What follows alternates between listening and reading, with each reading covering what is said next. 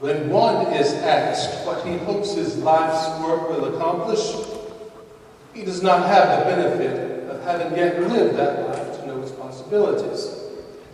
When I moved to this area some years ago, I was one of only 8 physicians caring for roughly 4,000 members of our community. And there was no hospital or infirmary structure dedicated specifically to that care. The need for such an institution became apparent over time. But for me and for many, the spark came from a humble and tragic start.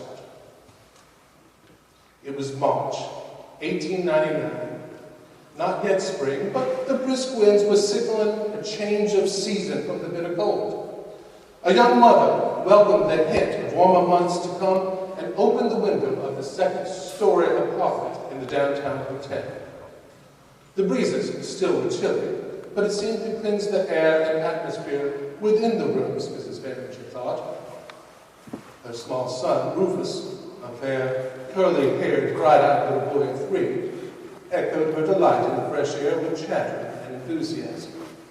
His voice seemed to compete with the sounds of business and bustle that could be heard all the way up from the street. Then, what was never supposed to happen, possibly every mother's nightmare, became a reality for this young woman. In a matter of seconds, Mrs. Barringer watched as her toddler ran to the open window to sneak a peek at a train blowing its whistle as it rolled by. But before she could react, she watched as her child lost his balance and fell from the window to the pavement more than 20 feet below.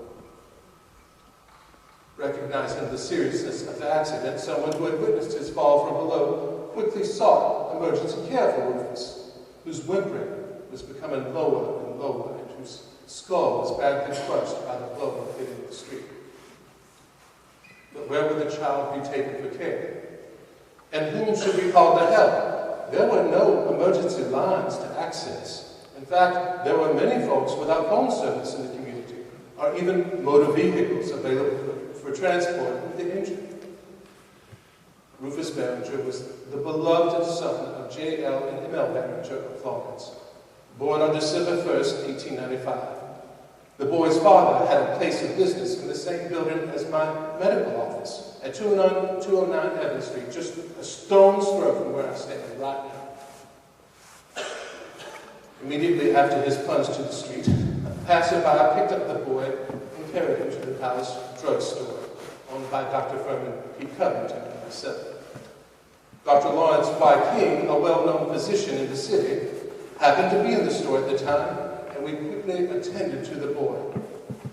Seriously hurt, the lad cried a little, but soon lapsed into unconsciousness. Despite our best efforts, that life ended 3 days after the incident on March 11th. What more could have been done? What more could we have done, given more resources and facilities than those we had?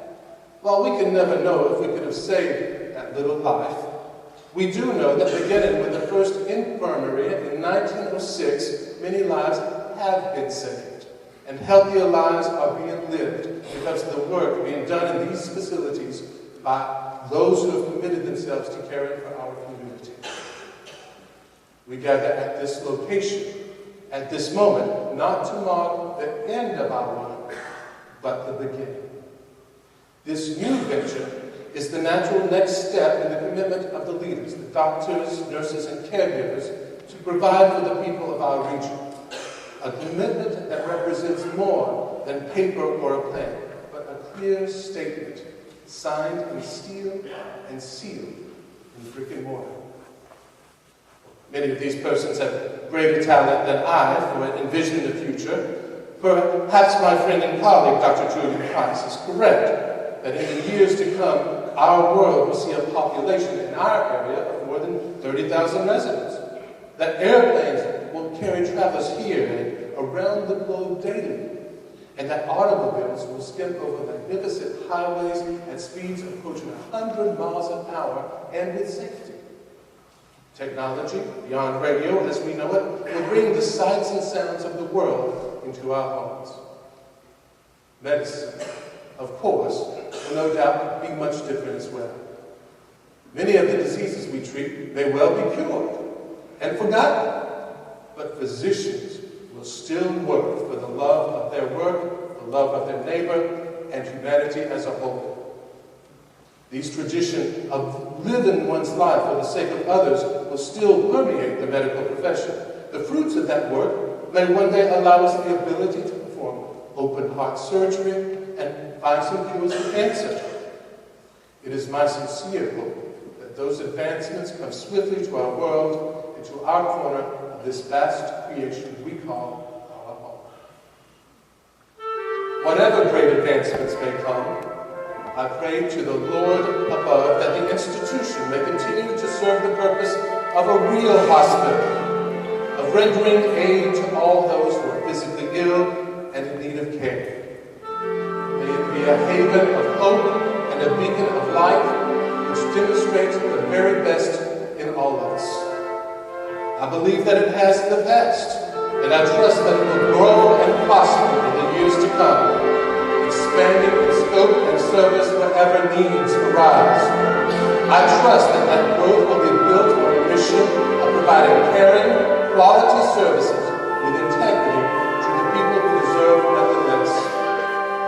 I rest in the assurance that years from now, after this building and its inhabitants give way to the next generation of those empowered by our Maker with the gifts to heal, the commitment will remain to provide solace for the suffering